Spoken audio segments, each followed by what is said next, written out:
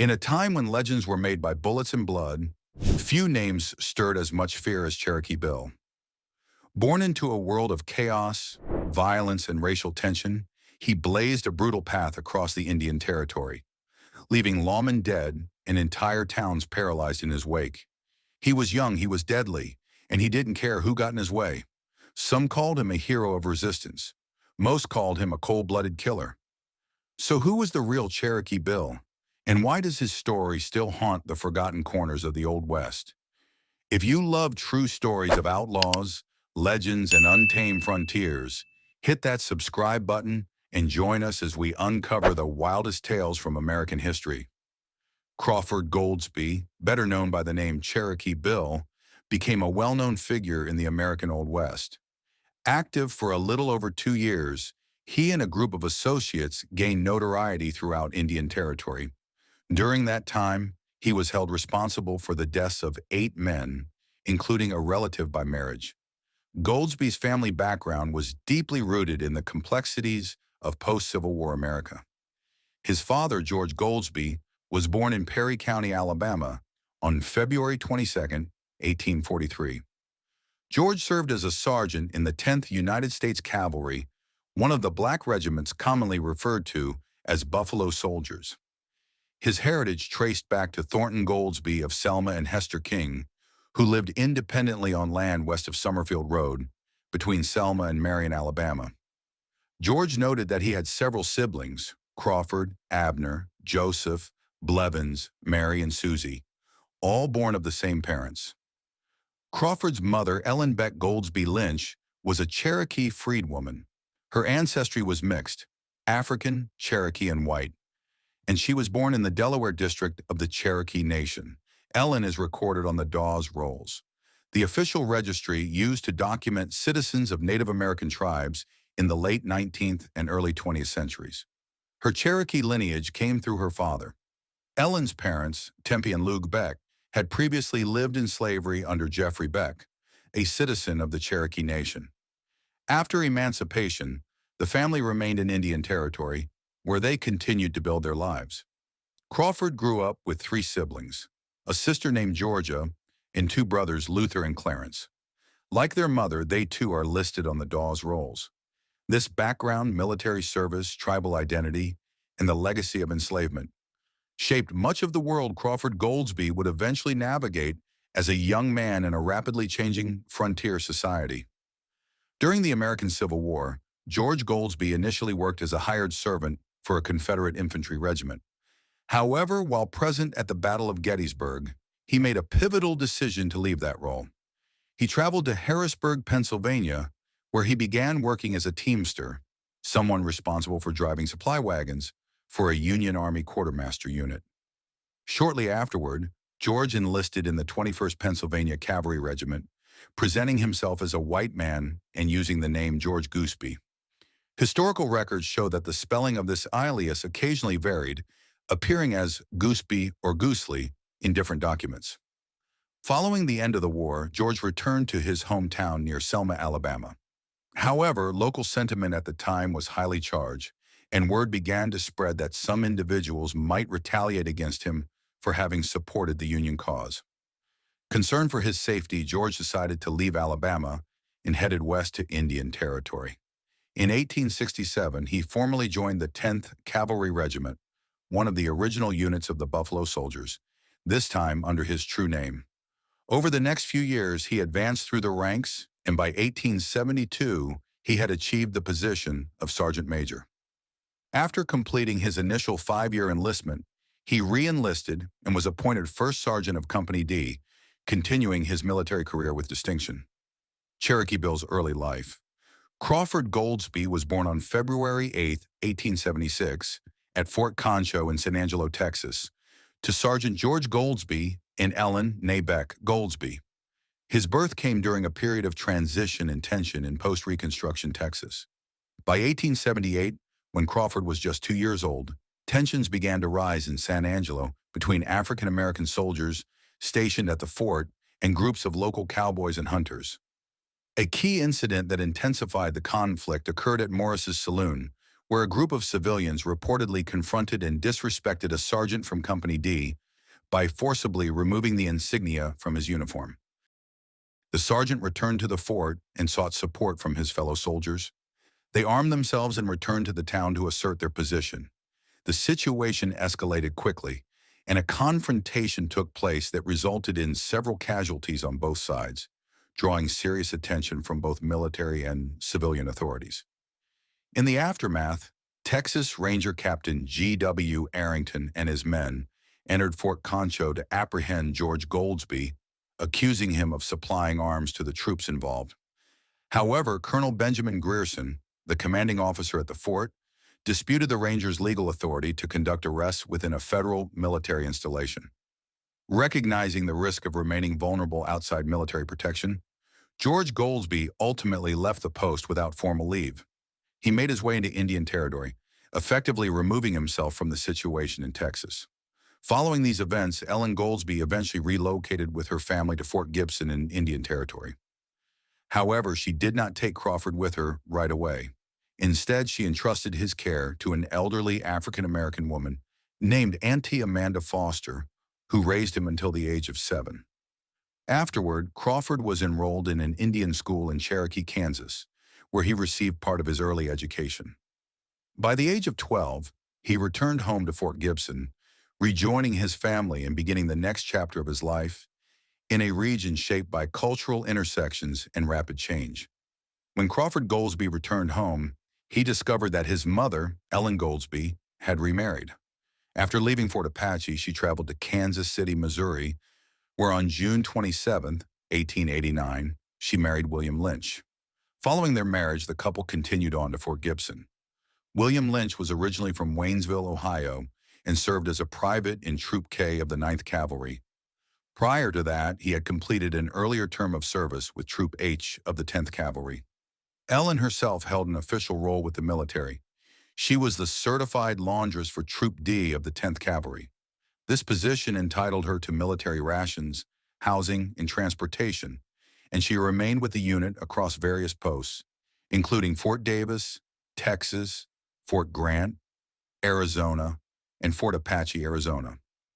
Despite Ellen's continued military association, Crawford's relationship with his new stepfather was strained. The two did not get along well, and this contributed to a growing sense of unrest in Crawford's personal life. During this period, he began spending time with individuals who had questionable reputations, started drinking alcohol, and began to disregard rules and authority figures. By the time he turned 15, Crawford had left his mother's household and moved in with his sister Georgia and her husband Mose Brown near Nowata, Oklahoma. However, tensions also developed in that home. Crawford and Mose did not have a harmonious relationship, and Crawford eventually left. He then returned to Fort Gibson, where he took up residence with a local man named Bud Buffington. During this time, Crawford supported himself by working a series of odd jobs, reflecting a period of instability and restlessness in his teenage years. Life as an outlaw. Crawford. Goldsby's path toward a life outside the law began around the age of 18. While attending a dance in Fort Gibson, a disagreement arose between him and a man named Jake Lewis. The dispute wasn't directly between the two men, but rather stemmed from an earlier issue Lewis had with one of Crawford's brothers. The tension escalated quickly. A few days after the incident, Crawford armed himself with a 6-shooter and encountered Jake Lewis again. He fired at Lewis and, believing he had inflicted fatal harm, fled Fort Gibson. He traveled into the Creek and Seminole Nations, seeking to avoid capture. It was during this time that he met Jim and Bill Cook, two men of mixed Cherokee heritage who were already living outside the boundaries of legal authority. Contrary to what Crawford believed, Jake Lewis survived the incident and eventually filed formal charges. Goldsby's actions now placed him firmly on the radar of federal authorities. Meanwhile, in the summer of 1894, the U.S. government negotiated the purchase of a strip of Cherokee land, offering a financial settlement to recognize citizens of the Cherokee Nation. Each individual with a legal claim was entitled to receive $265.70, which would be roughly equivalent to $10,656 in 2025 dollars, a significant amount at the time. Since Crawford Goldsby and the Cook brothers were enrolled members of the Cherokee Nation, they traveled to Tahlequah, Oklahoma, the tribal capital, in hopes of collecting their share of the payout. At this point in time, Crawford Goldsby was being sought by law enforcement for his earlier involvement in the shooting of Jake Lewis.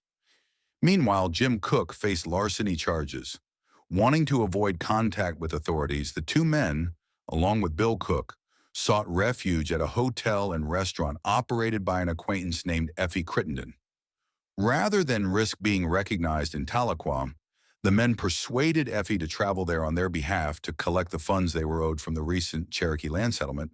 However, her movements did not go unnoticed. On her return journey, she was followed by Sheriff Ellis Rattling Gord, who had been tracking Goldsby and the Cook brothers with the hope of making an arrest.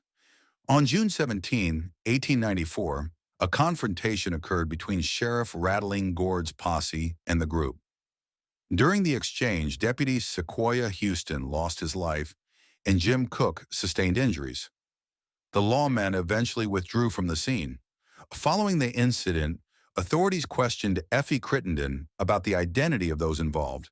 She responded by clarifying that the individual was not Crawford Goldsby by name, but a man who went by the nickname Cherokee Bill.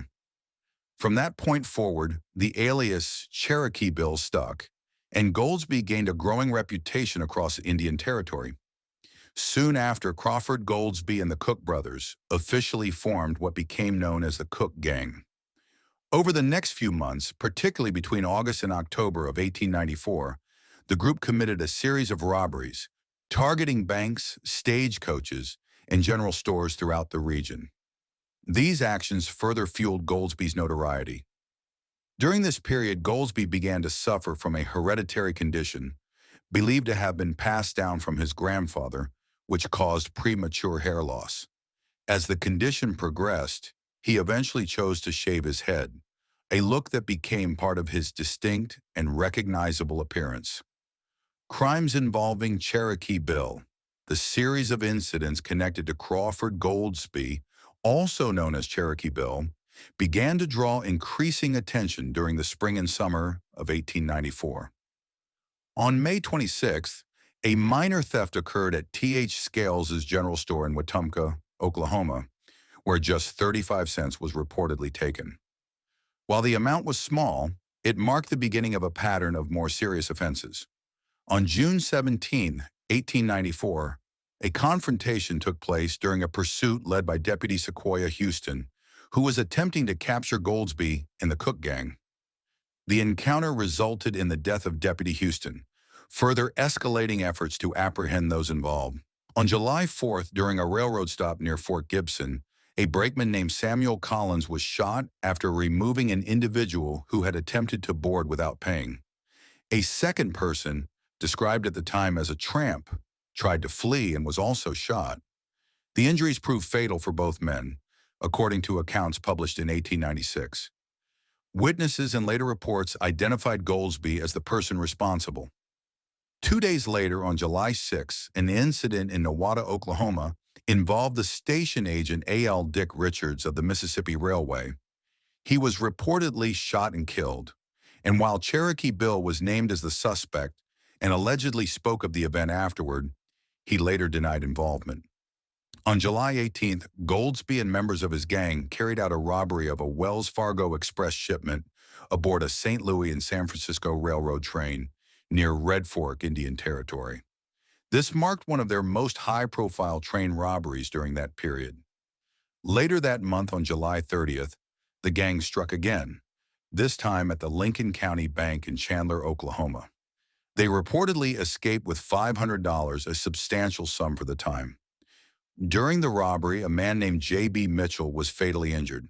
In September 1894, Crawford Goldsby was involved in a tragic family dispute that ended with the death of his brother-in-law, Joseph Mose Brown.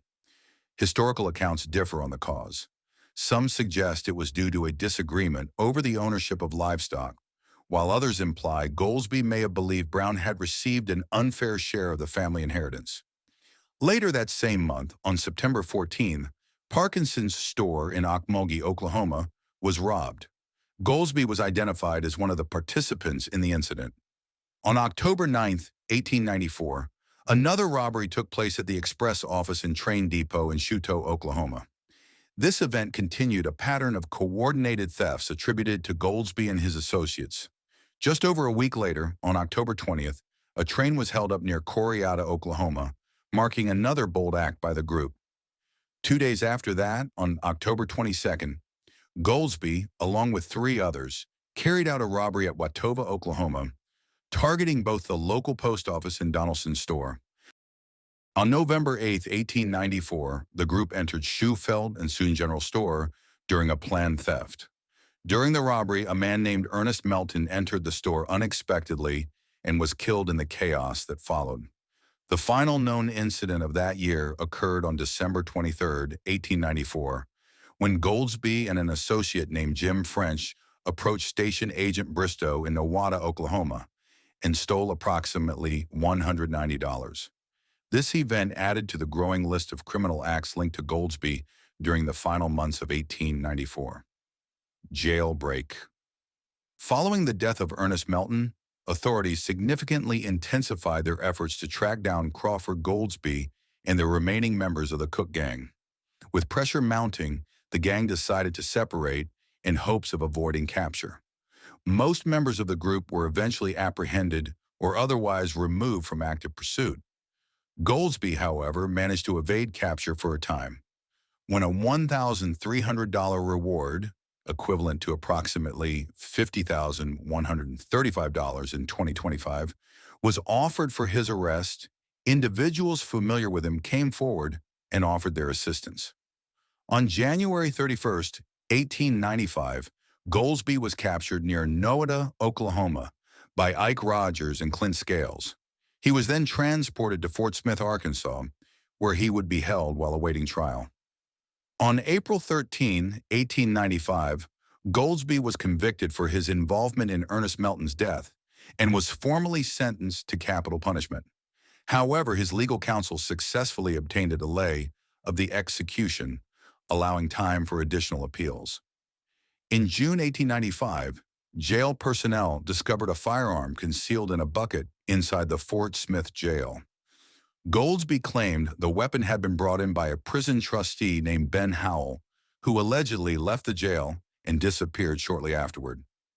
During this period, Goldsby had developed a rapport with another trustee, Sherman Van, who later managed to smuggle a Colt revolver into Goldsby's cell. On July 26, 1895, Goldsby attempted an escape from jail. As the guards arrived for the nightly routine of securing inmates, he used the smuggled firearm to confront them. Guard Lawrence Keating was seriously wounded during the incident, and chaos briefly erupted within the facility. Though other guards responded, they were initially unable to re-enter the secured area to regain control. At that point, another inmate, Henry Starr, a known outlaw himself, volunteered to intervene. The guards agreed, and moments later, Starr returned with Goldsby, now disarmed, and brought the situation to a peaceful conclusion. Crawford Goldsby's second trial lasted for 3 days, ending with a guilty verdict. U.S. District Judge Isaac C. Parker, often referred to as the hanging judge, sentenced him to be executed on September 10, 1895. However, a temporary stay was granted while Goldsby's legal team filed an appeal to the United States Supreme Court. On December 2, 1895, the Supreme Court upheld the original decision from the Fort Smith Court. Following that ruling, Judge Parker rescheduled the execution date for March 17, 1896. On the morning of the rescheduled date, Goldsby awoke at 6 a.m. and was allowed a moment outside for a smoke. He then had a light breakfast that had been prepared and sent over by his mother from a nearby hotel. At 9:20 a.m., his mother and Auntie Amanda Foster, who had cared for him as a young boy, were granted a final visit to his cell. A short time later, Father Pius, a Catholic priest, also arrived. Goldsby had voluntarily spent time in spiritual conversation with the priest during the 5 days leading up to the execution. Although the execution was originally scheduled for 11 a.m., it was delayed until 2 p.m. to allow time for his sister Georgia to see him one last time. She was traveling on an eastbound train, expected to arrive by 1 p.m. at Fort Smith. Shortly after 2 p.m., Goldsby was brought to the gallows. When asked if he had any final words, he reportedly replied, "I came here to die, not to make a speech." Within approximately 12 minutes, his life came to an end. Goldsby's body was placed in a coffin, which was then set into a shipping box and taken to the Missouri Pacific Depot. His mother, Ellen, and sister Georgia accompanied the remains by train to Fort Gibson, Oklahoma, where he was buried in the Cherokee National Cemetery. Over a year later, on April 20th, 1897, a man named Ike Rogers, who had reportedly played a key role in capturing Goldsby, was shot and killed in Fort Gibson by Clarence Goldsby, Crawford's brother. The circumstances surrounding the incident remain part of the lingering legacy of the Goldsby family and their place in the history of Indian Territory. In popular culture, the story of Cherokee Bill has continued to capture the interest of filmmakers and audiences well into the modern era. In the 2021 Western film The Harder They Fall, directed by Jamie Samuel, the character of Cherokee Bill is portrayed by actor Lakeith Stanfield.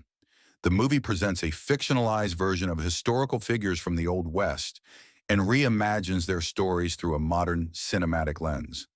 Decades earlier, in 1955, actor Pat Hogan played Cherokee Bill in an episode of the syndicated television series Stories of the Century. The show, which featured real-life outlaws from the American West, was narrated and starred Jim Davis in the lead role. These portrayals reflect the lasting impact of Crawford Cherokee Bill, Goldsby's legacy on American popular culture, and the continued fascination with figures from the frontier era.